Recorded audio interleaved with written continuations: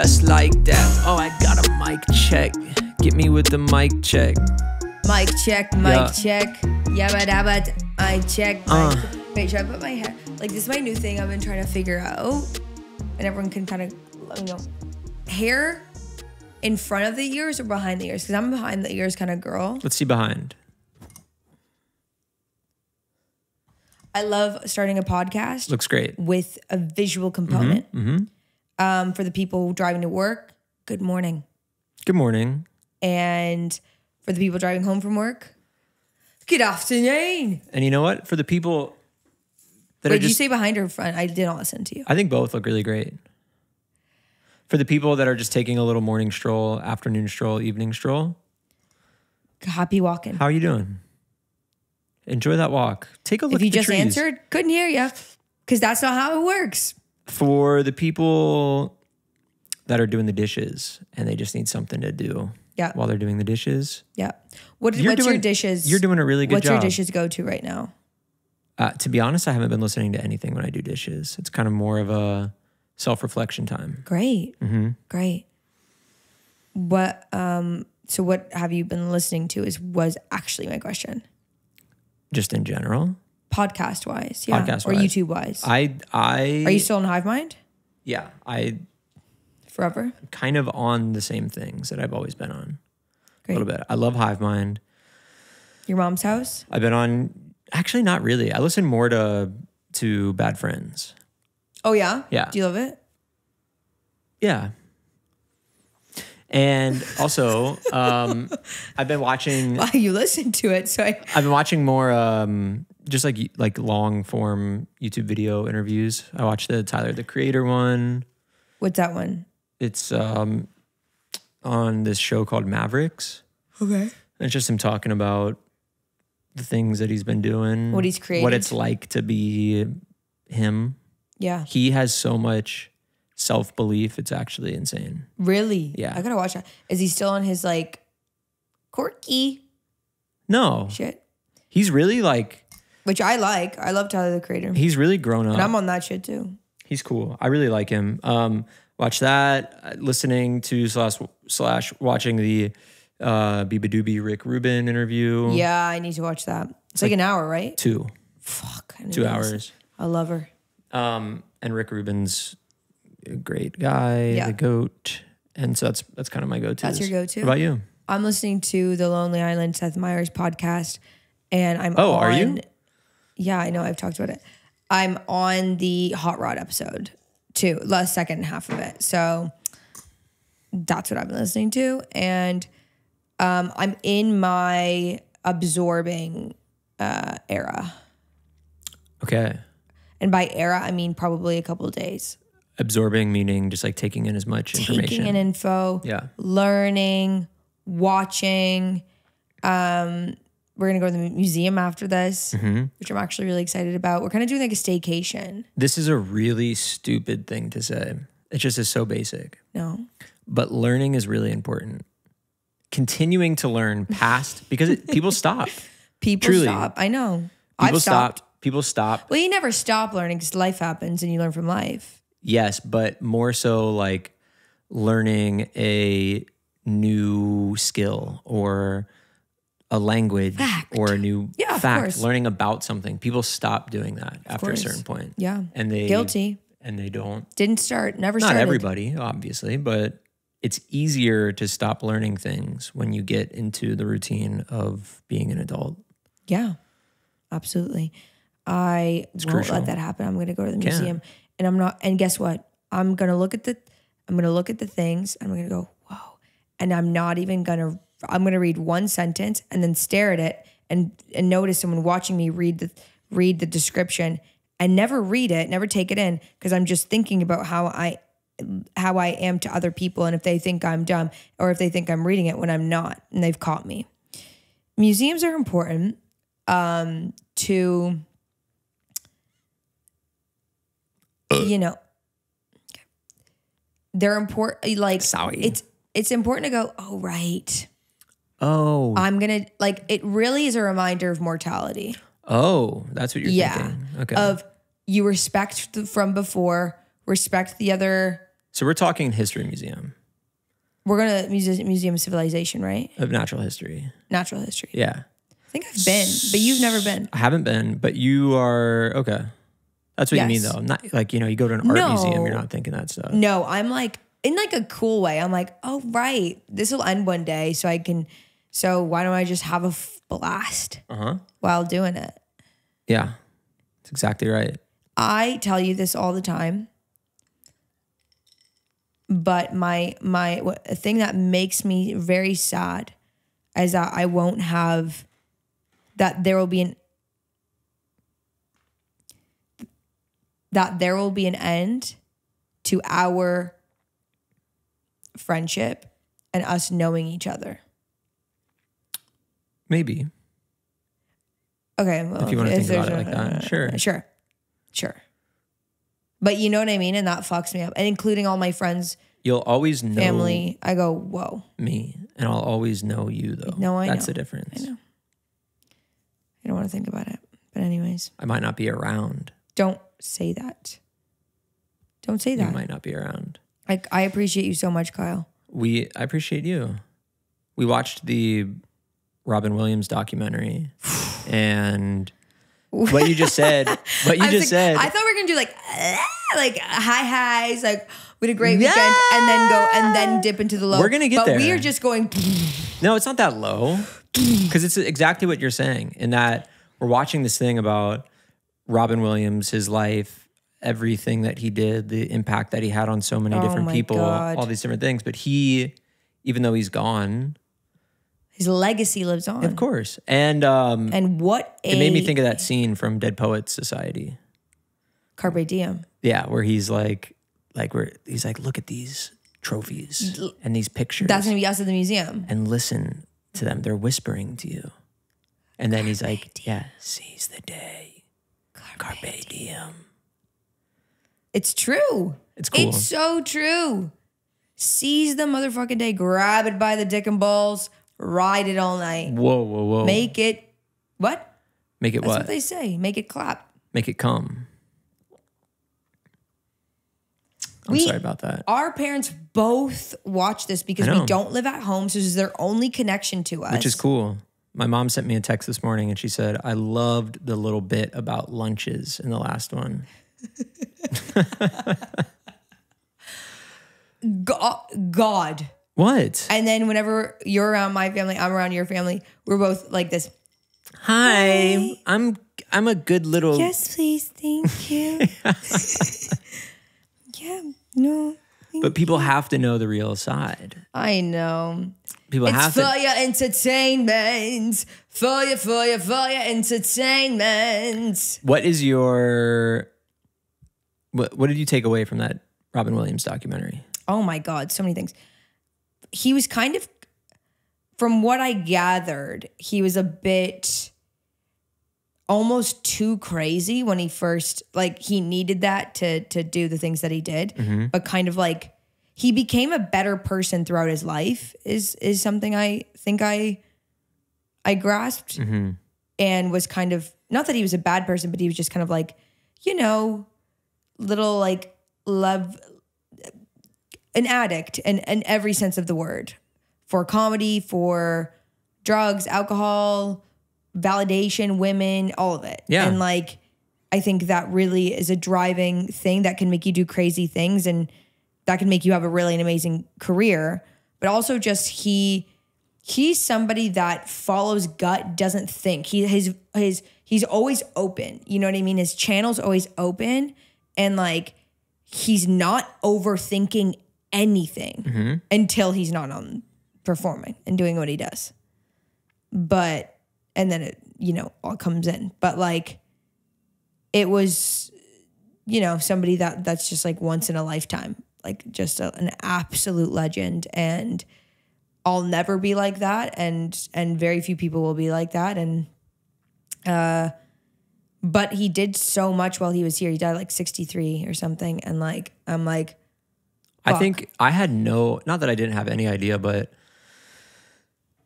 I was reminded, I guess, that he did not really get into film until much later into his career. Not much later, but later. But we know him, I feel like, more so as a film actor.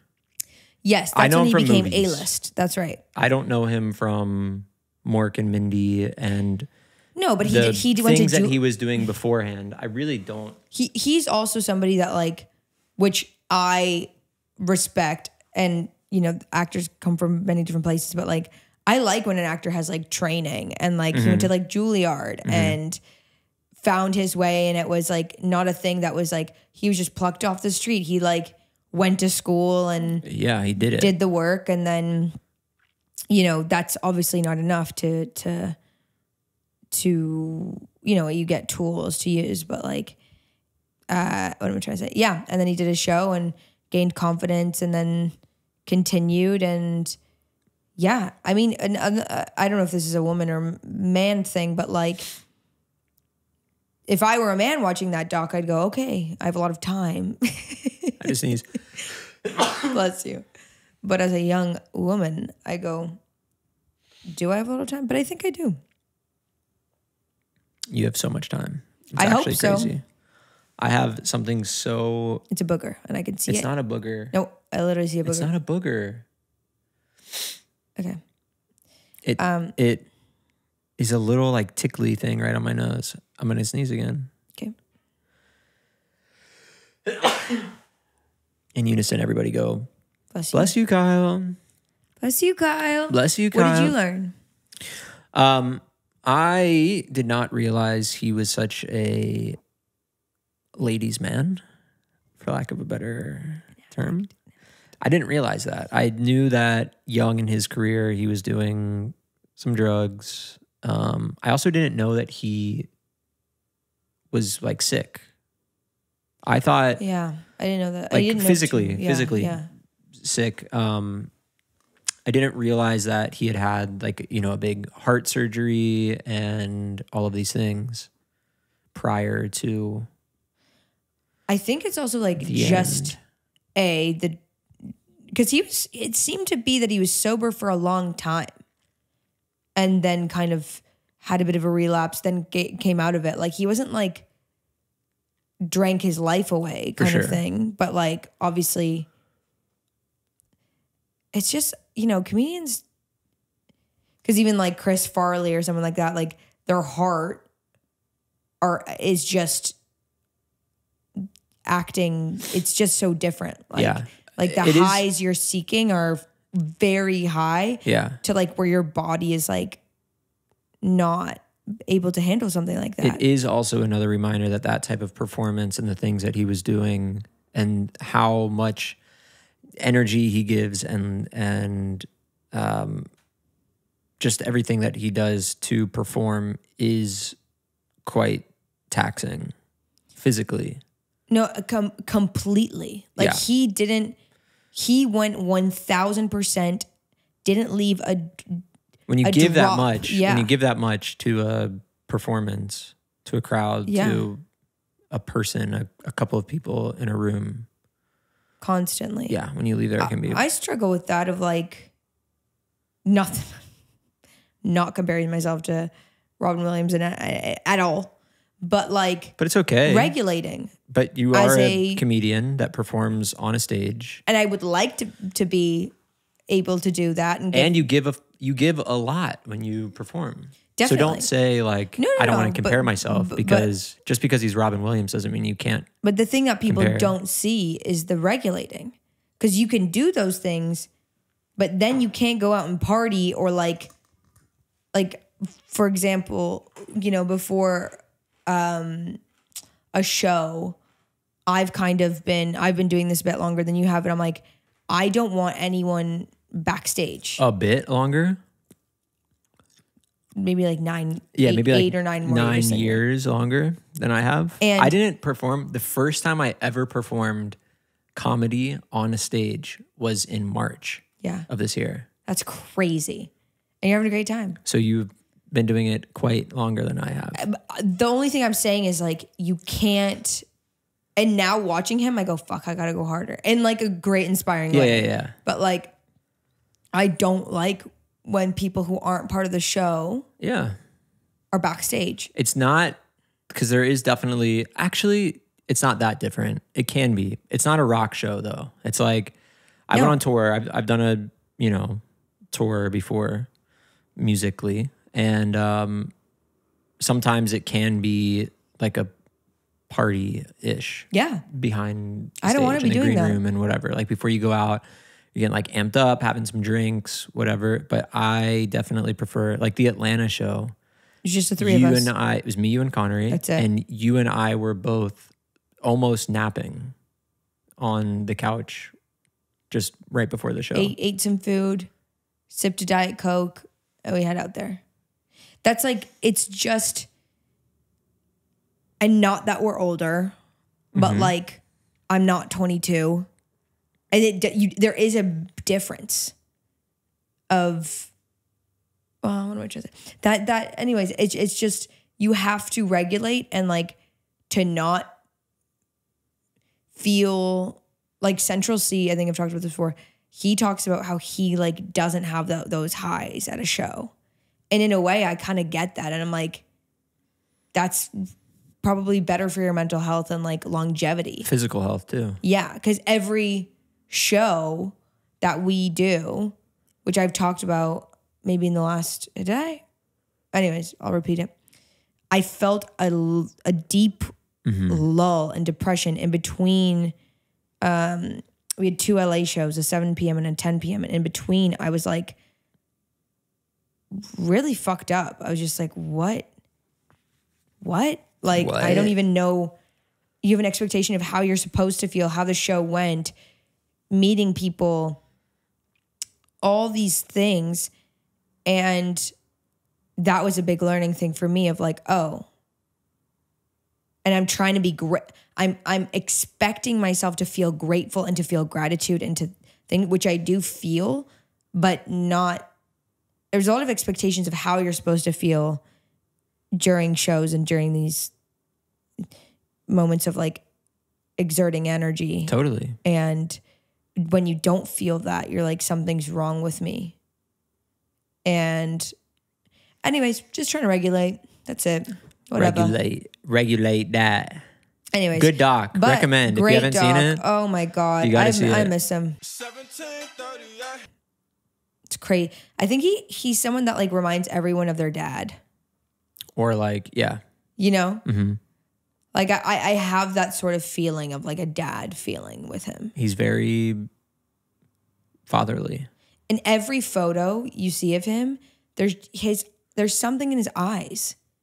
He just was like open all the time. And that's something I'm like, wow, that's something you need. But then you're open to everything.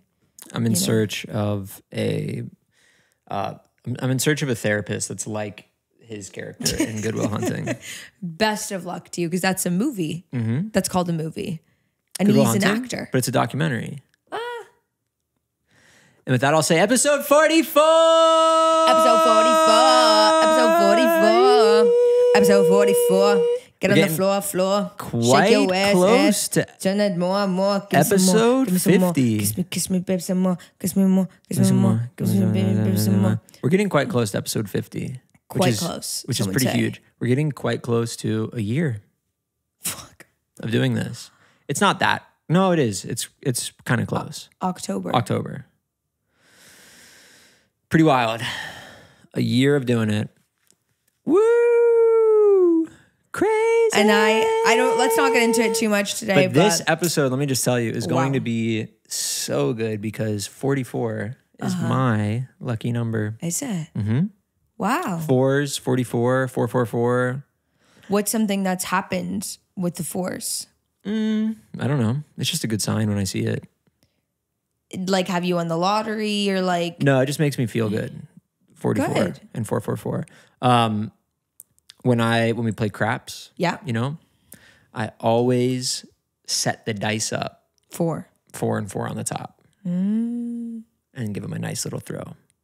Great. Doesn't always work, but I like to do it because I like 44. Do you have lucky numbers like that? No, nothing. Nope, not a single number. Nope.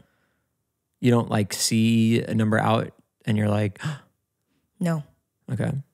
You don't believe in like angel numbers? Not numbers. I believe in signs. But angel numbers, do you know about angel numbers? Nope. You don't know about angel numbers? No. Really? Yeah. Well, it's a good thing that I have already pulled up something to explain them. You really don't know angel numbers. Just explain them in your own words. Well, but to explain what each one is, because I don't know what each one is. It's like when you see 000, it's a sign of this. You should do this. You should do this. If you see... But then that's controlling 111. Your life. It's if you're like seeing 111 everywhere, it's a sign of this and you should do this. It's, I would say, pretty closely linked to astrology. I'm not into astrology. You just looked at me as if I... No. I'm just saying. I'm just explaining. I'm going to do a brief run through. No, the only thing I'm kind of into right now, is I did a little saging, and I have these 2 little rocks that I maybe have brought with me whenever I need some luck. So you are... So what? Sue me. So you're angel number adjacent, at least. I'm not a non-believer. Okay. But I'm not singing that. I'm a believer. This is brief. Okay. Zeros. 000. Money. Nope. Associated with new opportunities. When you witness 0 in a sequence, this could signify a fresh start. You're at the very beginning of a brand new cycle, which means you can create whatever your heart desires. Okay. 111.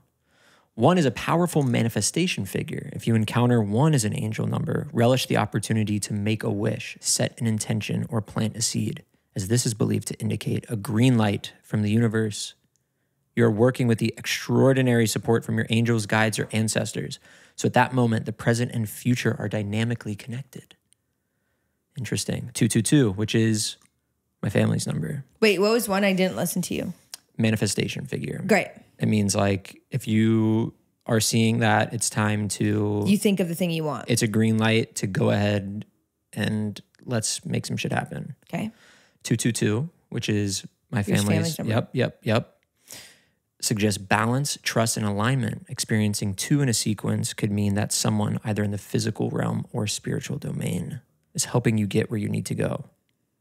333, indication of magnetic creativity. Noticing 3 as an angel number could mean that you have the opportunity to add your unique talents and abilities to a situation. Okay. 444 symbolizes stabilization. Observing 4 as an angel number suggests that you are in the process of grounding, rooting, and cultivating an infrastructure that's truly built to last. When interacting with 4, don't be afraid to ask for help or assistance, especially if you're navigating long-term projects. 5s. The presence of 5 suggests that major changes could be on the horizon.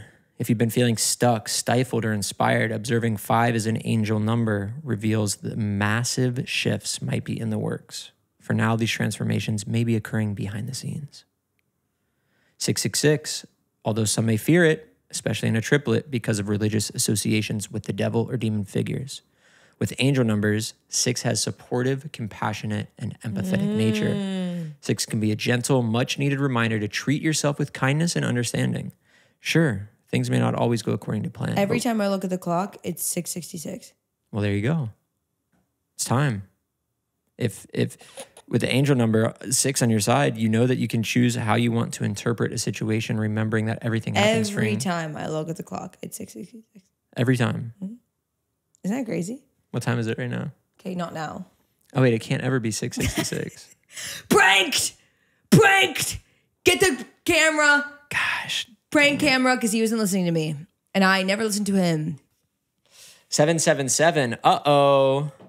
Bad? Nope. 7 is as lucky in angel numbers as it is at the casino. Experiencing 7 as an angel number means that good fortune, especially finance-wise, could be on the way. 888, one of the most divine numbers in numerology. Divine. I love that word. Divine. Observing this digit as an angel number could reflect a connection to the spiritual universe in a powerful way. Those who believe in an afterlife may see 8s as a sign they're receiving supernatural support from loved ones who have crossed on. 999 is the final digit in numerology. The presence of 9 suggests a chapter may be coming to an end. Witnessing 9 as an angel number is a sign that a meaningful cycle could come to a close and you'll soon be beginning a brand new journey. Likewise, this is an excellent time to step outside your comfort zone, expand your horizons, and explore new territory. And with that, you still don't have any that you like feel like you see often? No. You're going to start. I will start now. Just you watch. But that's the whole thing, right? Is any of this true or is it bullshit because your brain is looking for things? Well, what's the difference? For signs, for confirmation, for, you know, is it free will or is everything predestined? It doesn't matter though, because you're still doing it. Done. There go your fears. Philosopher Veronika Slowikowska. Veronika, you believe in signs though. You believe in like, see, but this is the that's thing. A sign, that's a sign. This is good luck. Ooh. Yes, but like, and that's not a bad thing. You're more than I am, a lot more than I am. I'm very superstitious. But I'm more like spiritual, you could say. Like when nothing's going on in my life, I don't search for it. I don't search for it either, but I just see I guess more hyper aware. But everyone does. You see what I'm saying? Like everyone wants confirmation that they're on the right path, doing the right thing, and for good luck and for things to pan out in the way that they want. Sure. So when you do have the signs, that's when you go, and they say it does go in your favor. You go, wow, see, I knew. But if it didn't, you'd forget about all those signs. Of course. So is it all fake or true? I don't fucking know. But you like a good sign. But I love a good sign. You love a good sign. I love a good sign. And you love a good crystal. Okay. I believe this is my friend. I was with him on the week and we were hanging out and I was like, what do you like tell yourself to like, whenever you're nervous or there's like bad energy in the room, like what's the thing that helps you? And his thing was imagining a white, bright light coming from your chest, shining through. Iron Man mode. And it's and nothing being able to touch you because you just have so much good energy. And he's like, imagine it going past the city, past the country. It is so big that you just shine that light. And all week I've been telling myself that. So you just stand like. Yeah. As I'm crouching over right now. I think it's nice. Yeah. I think that was a nice thing to hear. Well, it's because the brain's powerful. The energy is a real thing. It's a real thing. I learned the same thing in acting class except we called it the circle of how big can you let your circle, and we would guess. We'd train it. So it'd be like, how big is your circle today? And you'd kind of like see, like someone would try. And so you'd imagine a circle like you, and then I'd have to guess where your circle is. If you're closed off or if you're big or if you're whatever. Wait, let's try this. Explain this more. Okay. So I want you to imagine an energy circle. Okay. Like as in like you're say the bigger you are, the more people you're allowing into your sphere. Like you're opening up. And the more closed off, it should be literally touching you. But it's around me. You. The circle. That's right. So imagine it right now. So imagine how big it is. Okay? And am I like, okay. Because But you're opening up yourself in your soul right now. Because when you prompt it like that, you know, I feel more inclined to think bigger. As opposed to just like. Decide. Trick me. Do whatever. Okay. Let's see. It's not about. I'm closing my eyes to imagine this. Okay. Yep. I got it. I can feel it.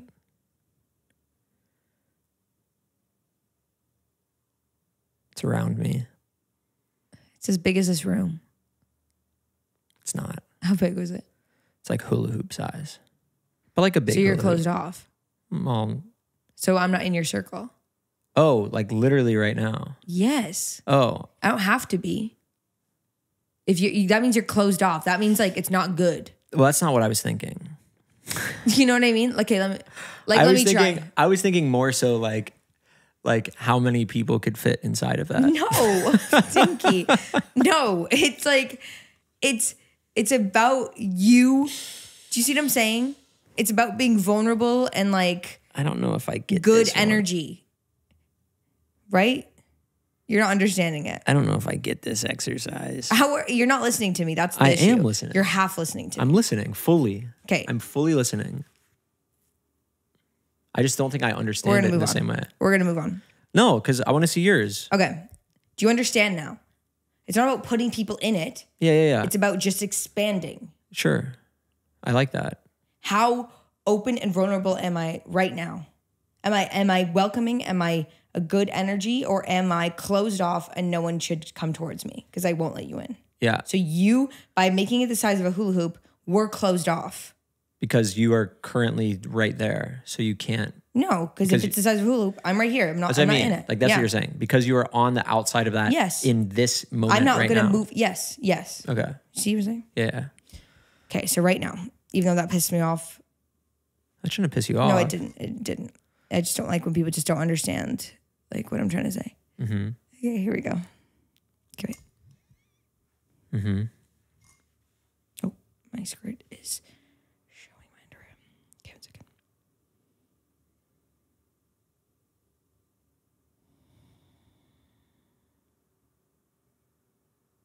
Mm-hmm.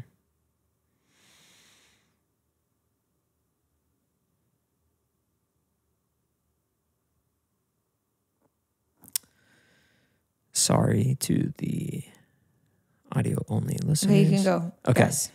I am going to say that your circle expands as far as like the top of the street. No, it's the bathroom, but pretty good. The bathroom. Okay. So big. So pretty big. Yeah. Try this at home if you need it. I don't know. It's an interesting. We've been on our self-care shit. Like this weekend, we got our nails done and my toes. I'm not showing you those. Well, let me explain also the reason I felt the need to get my nails done. Okay.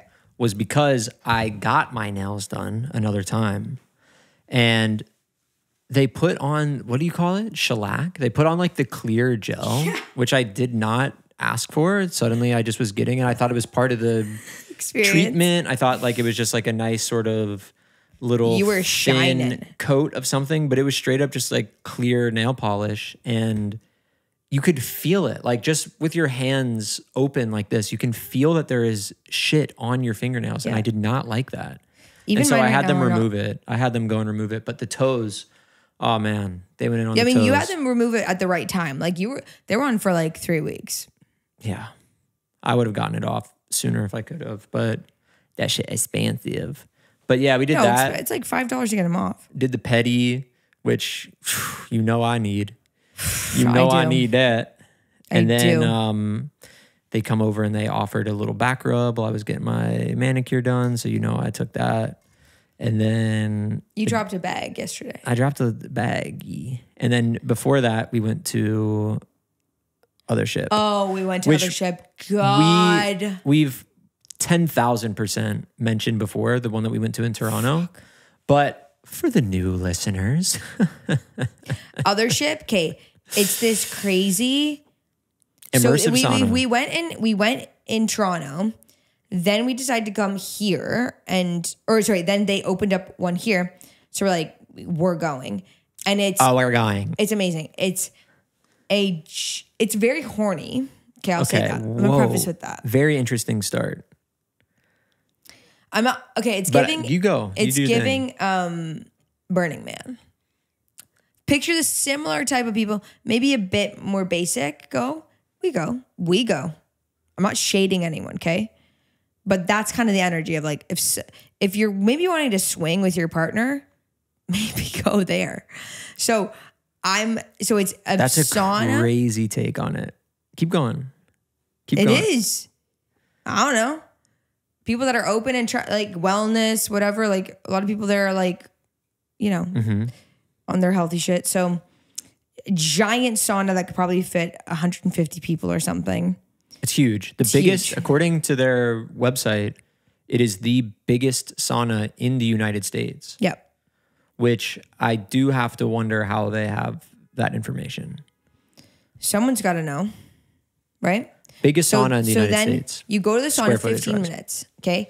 You have water cups. You're chugging those waters. It's hot. It's like... It's a hot sauna. It's not like a chill, like, I could sit in here for a while. It's no. Like when I first got in there, I had to lie down because I was like, I'm going to pass out. So then you go and you shower, rinse off. Because you're sweating. Right? Because you're sweating. Then you enter the dark room that has underground, in-ground, cold plunges. Yes. Which are, for my Fahrenheit heads out there, between 32 and 40 degrees Fahrenheit. For my Celsius heads, we're looking at about 1 degree Celsius to like 7 degrees Celsius. Cold. Very cold. And 5 degrees Celsius. So Sorry, you not 7, 5. Go and you plunge for 2 minutes. And we're in there. We get out. Buzzing. My body's like zoom, like buzzing. Zoom. My pinky finger and the other finger can't bend. And I'm like, do I have to go to the hospital? But then you breathe through it. Your body regulates. You're feeling that high. And then you chill for like a minute in a regular room. 5 minutes. 5 minutes. And then you do it again. And it's by the end, like I'm somebody that's very like, I resist a lot. I'm like, fuck this shit. I don't even, like Kyle convinced me to come here. I don't even fucking want to be here. Like whatever. Then by the end, you let go. Life was better when I left. Go. Yeah. I let go. And I walked outside and dirty New York felt like the cleanest city in the world. It was raining. And I was happy. Rain felt gorgeous. Felt beautiful. It felt immaculate. Let's almost make pasta. Yeah. It's amazing. And then we did do that. We made pasta. Yeah. I think the swinger whatever take theory is interesting. To me, it's like if you're single and you go there, I think you can meet someone. Oh, I mean, it's for sure that. I do think I'm not saying everyone who goes is a swinger. I'm saying it's a place where swingers would go. Mm-hmm. Okay? Sure. Okay. Everyone's hot. Everyone is working out or like glowing because they're just like on their. Well, because people who do that care about personal that's what I mean. Wellness. So it's a horny place. Yeah. And like on a Friday, they have them at like 9:30 p.m. Instead of going to the bars, you go there. Well, so that's what I was going to say is that it definitely feels like a sober person's activity. Yes. Or if you're going on a Saturday, I noticed that a lot of the people that were in there were on some like, oh, I'm hungover as fuck. Let's go sweat out the hangover. That's true. Kind of vibe. There were a lot of like finance bros in there true. Were not like they would get in the cold plunge and they get out and they're like, fuck, dude, oh, that's so cold. Where I was like, or we get out, yeah, exactly. And we're like this. And then that night I did go out till 4 a.m. Mm-hmm. After it, I went and got drunk. Sure. It's great. Came home at 4, stumbling up the stairs. No. It was one of those ones where I was like, I looked at the clock and I was like having good chats with people and I was like, oh wow, it's time 3:45. You go home? I should get going. Could I close out? Is that a... So then that was kind of it. And then the next day, that was yesterday, that was a bottomless pit. Ate everything in sight. I want one of those peanut butter cookies again. They're so good. Mm-hmm. So good. Ovenly is the name of the spot. So good. But then, so we're on our wellness shit. We're on our wellness vibe. We're on our wellness vibe. I was just going to say, you were saying something to me earlier and I'm shocked to hear that it's something that you are okay openly disclosing, publicly disclosing. What's that? About like what side you pick or like your team, like because you're from Toronto, like. What are you talking about? I can't say it. You're the one that said it. Are you talking about when you walked in? I was listening to Drake. Yeah. When I was making avocado toast and you walked in, I'm blasting Drake. Can we play that clip? No. Okay. No. Veronika loves Drake. It's in my blood. I was like, since birth. You love Drake. I like Drake a lot.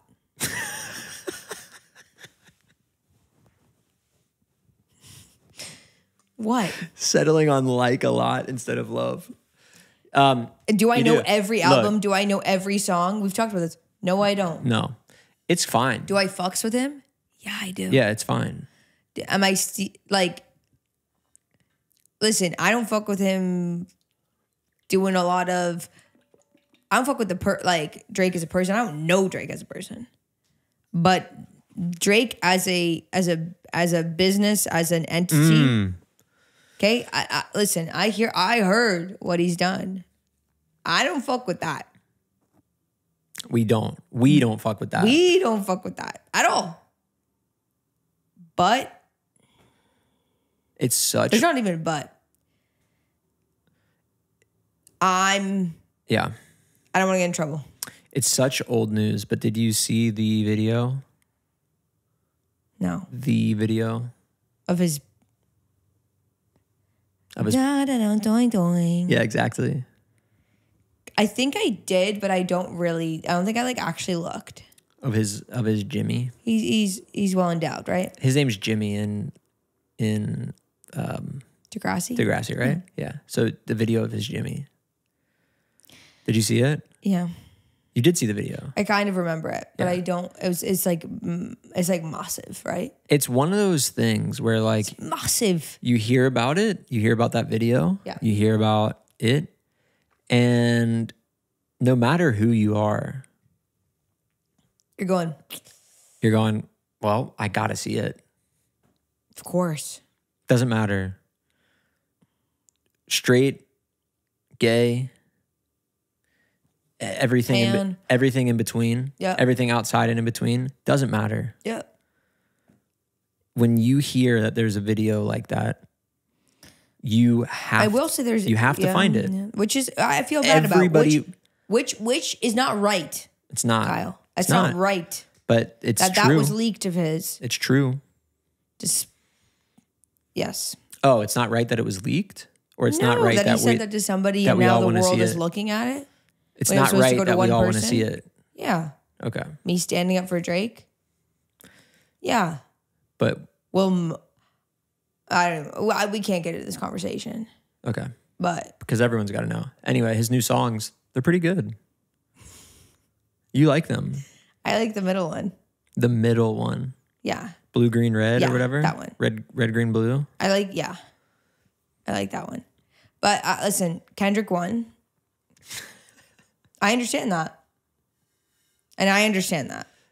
Kendrick won. I hope everyone's catching my drift of I'm not separating the art from the artist, but Drake doesn't feel like a person to me. Mm-hmm.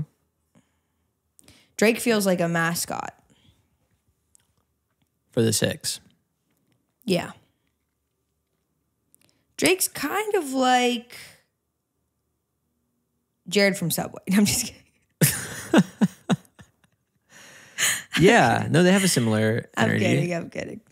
Anyways. Okay. Can I say, I'm going to say something. Say something. I'm feeling. So just so you know, when there's a camera right here and we have these microphones. Yeah.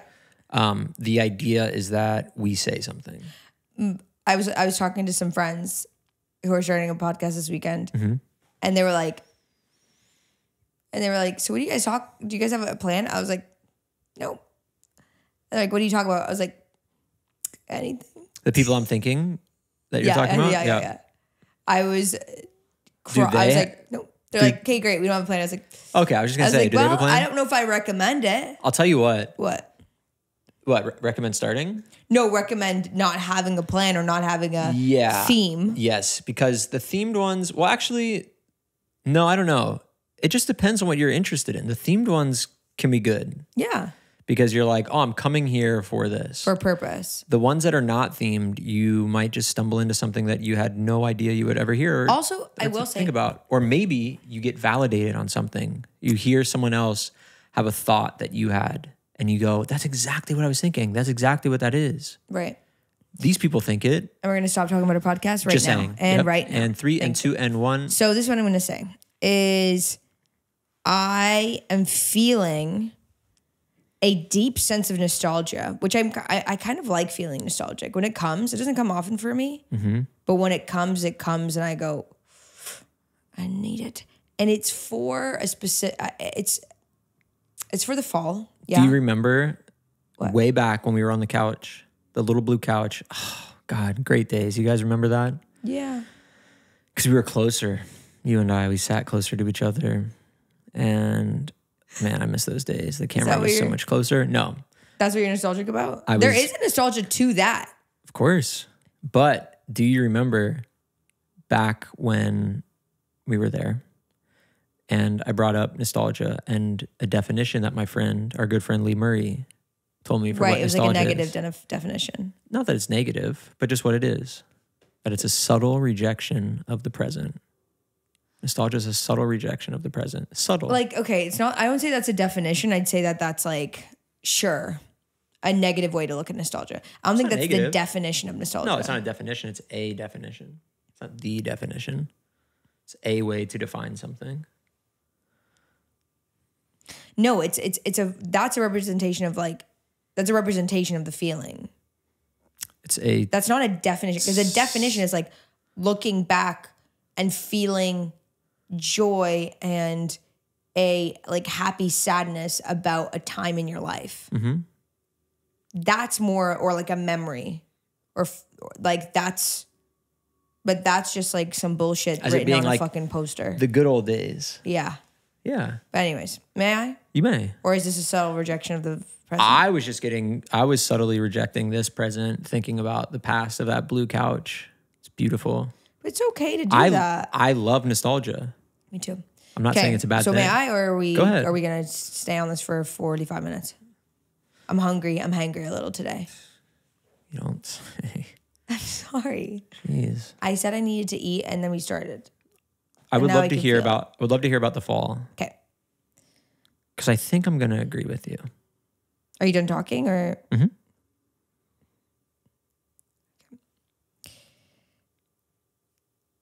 Is it the leaves specifically?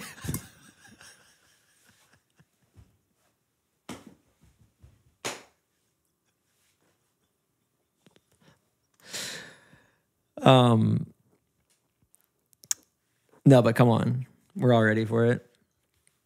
She's done. She won't talk anymore. That was a good joke. People come here to laugh. They come here to joke. That was a good joke. Here, I'll do this to make up for it. You don't even have to hold your mic. You can just do the talking. She's gone silent, everybody. She's gone completely silent.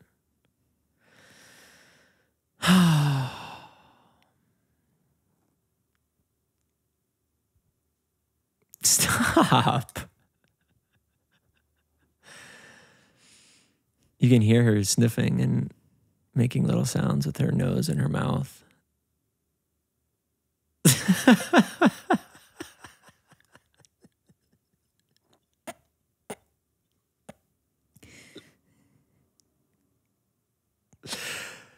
Oh, we almost got something.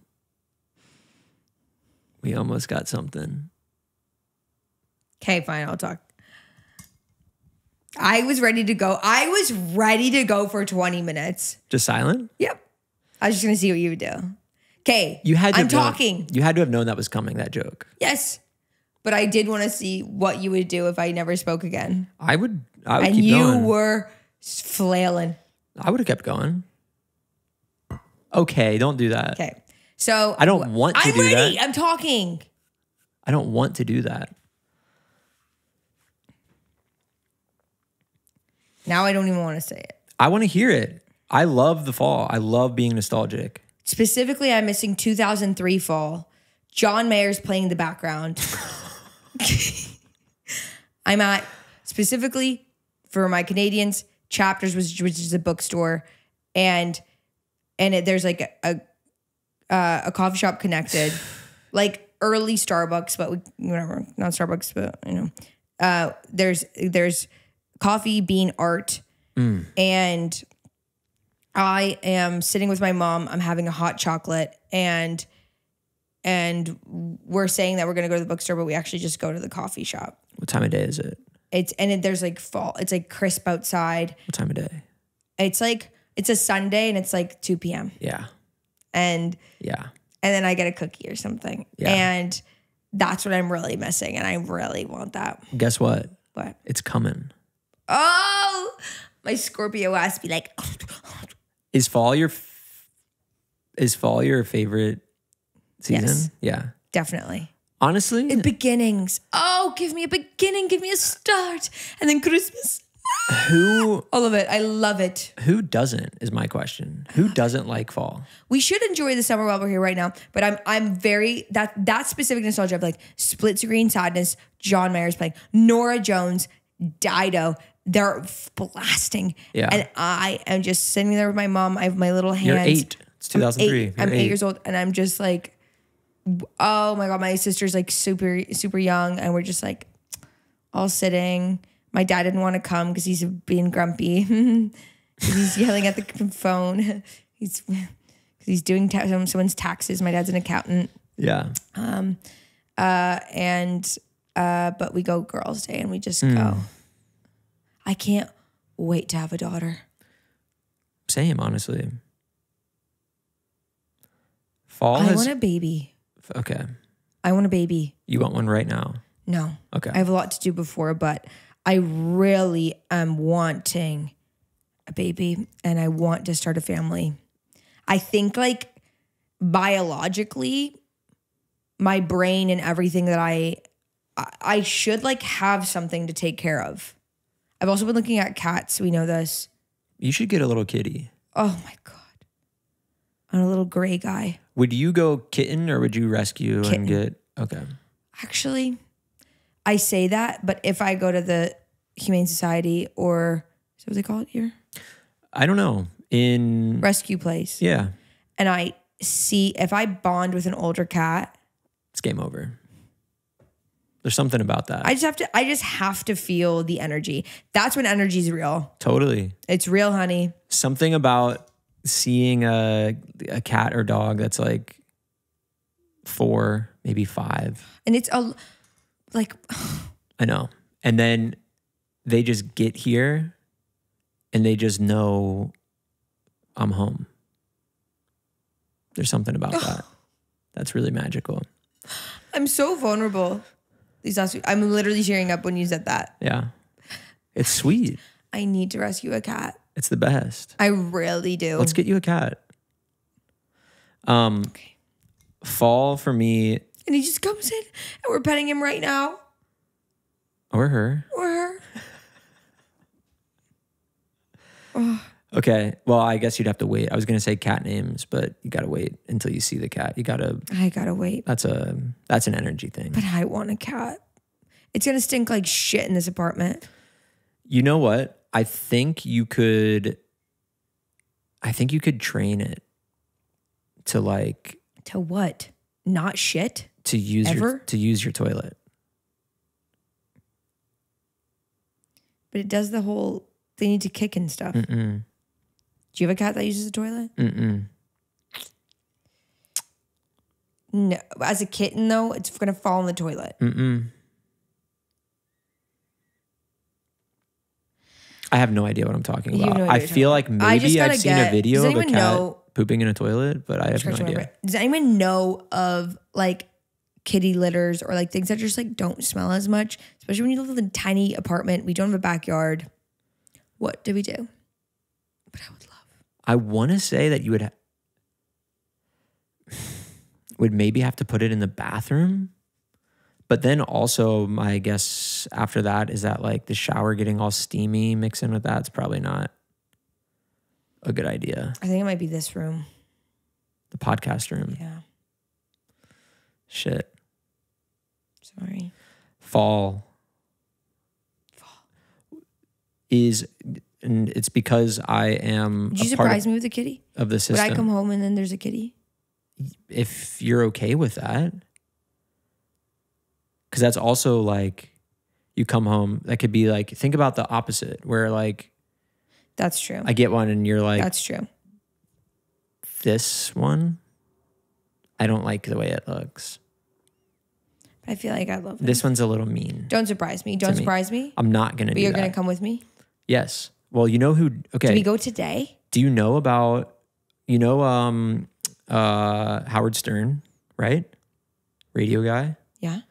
His wife, Beth Stern, she runs like a cat sanctuary kind of thing. In New York. What does that mean? If you go to her Instagram right now, go to Beth O. Stern. Okay. She rescues cats and then puts them up for adoption. You send her an email. You just pick from her Instagram which cat you might want. And then you're right there. You got it.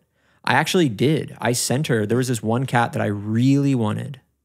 And I sent an email, didn't get a response. It's Beth O. Stern. Look that up. It's all cats, right? That's his wife? Mm-hmm. Okay. I expected. But these are, oh my God, that's literally the cat I want. Let me see. Like on the right, like gray with like little white. Vivi. Screen recording. It's Vivian and Vienna. Okay. Well, listen, we're going to go to the museum. Yeah, but first. Oh, God. Oh, my God. She can't do it. She needs a cat, guys. I really do.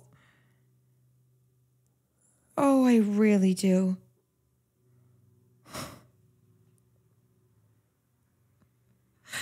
I would be so happy. Send her an email. Are they saved? Yeah, she has them all. Like, it's like she takes care of them until they find homes for them. I'm pretty sure that's how it works, at least. But they all are like okay where they're at. It's just, maybe I need to do somewhere else. But, she would maybe rather not. Let me know if them. anyone knows where to adopt a cat in New York. Please let me know. I would love to know that. Okay, guys, we are going to get into the very classic end of every episode. Every episode. Now, just really quickly.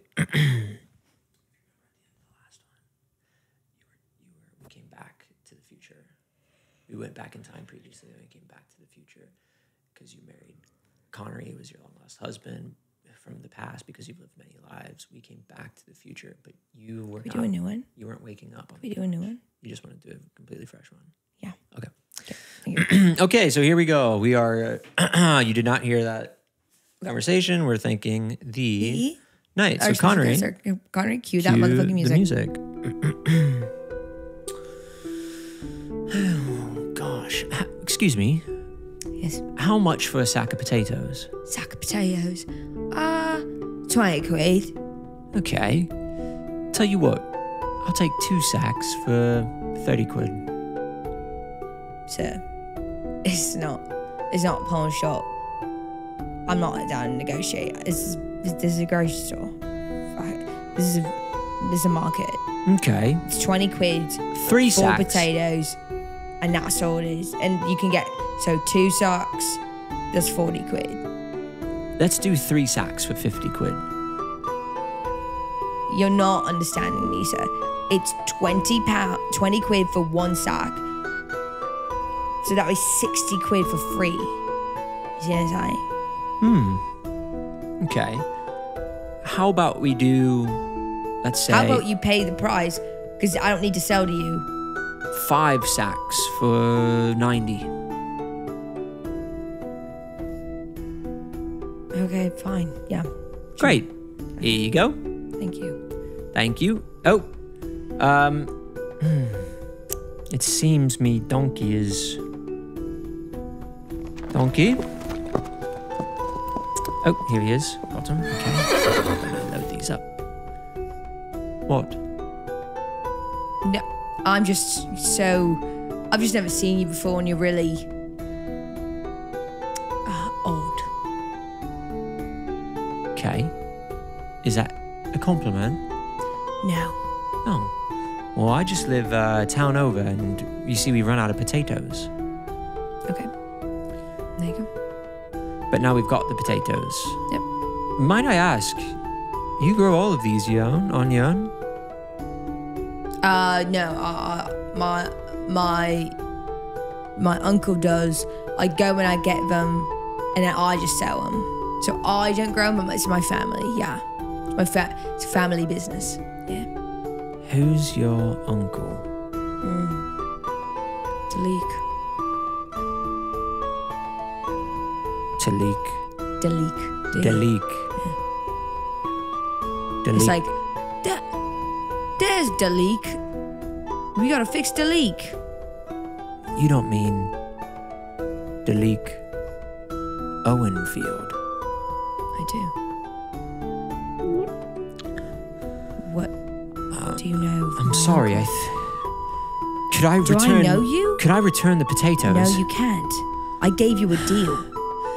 Right, but who are you? I traveled to this town to receive potatoes from. Are you my father?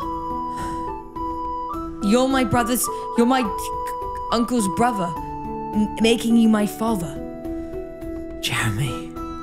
Daddy. I thought we were gonna hug. I'm sorry. Why'd you leave? You wouldn't understand. I would.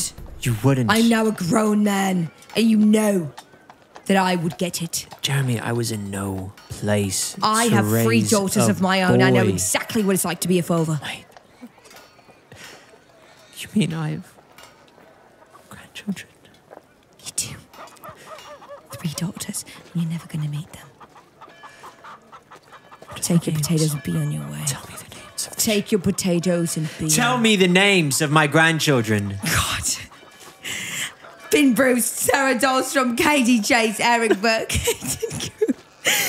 Lucy Walker Cox, Agent Vicky Carlotta Ossenberg, Bad Sick Ashton, AO People Sponsor, Ari Ruggiero, Martin LeGrand, Laura Strelitz, Hold McGroin, Hardman Riley, Sophie Kronikowski, Kelly Ball, Constance Haley, Diana Creasman, Mouse Louisa, Louie, Daniel Vennard, Poppy Davis, Anna Newsom, Bellstone, Lowly, Emily Faith, Willie 1 Coco, Mia Dabadia, Andre Sanchez, Ali Jack Bloor, Stink, Josiah, Maggie Moran, Mackenzie, Bannon, Fabi, Danny Manny, Mazababia, Antonia Mora, Stinky L, Diaz for Reals, Jamie Pentagon, Adriana, JJ Stickers Girls, you the best. Troy and Haley Kozler, Haley Nelson, Vincent S, Betsy, T-Bone Cornbread, The Joy Hotel is the best band in the world. Matthew Vanderput, Bank, Ruby, Veronika, and Kyle, our friends in real life. Susan Luland, aka Lil Pip, Austin Fergalicious, Taylor Lanya, Luke Sin, Lauren Kelly, Vice Viscera, Eva Hessenberg, Megan Goopy, Grace Shannon, Ashley Foles. Wait. Those Jeremy. are the names of your grandchildren. Jeremy, you told me there were 300. And then you named 67 people. And there's more. And they're going to subscribe to the Patreon for bonus episodes. And then that's how they become a grandchild. Jeremy, I take these potatoes and I bring them back to town. And I try to feed as many hungry people, knowing I left you. And that I left all of these grandchildren that I was supposed to take care of. Please, forgive me. Fine. Only because I know what it's like to be human. What it's like to be mankind. An aphrodisiac. Human? I'm not human. The dude! And scene. Thank you so much for joining us, everybody. I will see you next week. Oh gosh, and guys, please don't forget to hit that like button, subscribe if you haven't already. Extra bonus content coming right up in the Patreon. Live shows in London and Dublin, hit the link in the bio. New merchandise coming very soon. I don't know why I said new, but we are doing that, and so that's a thing. And thank you. We'll see you next time in episode 45. Love ya.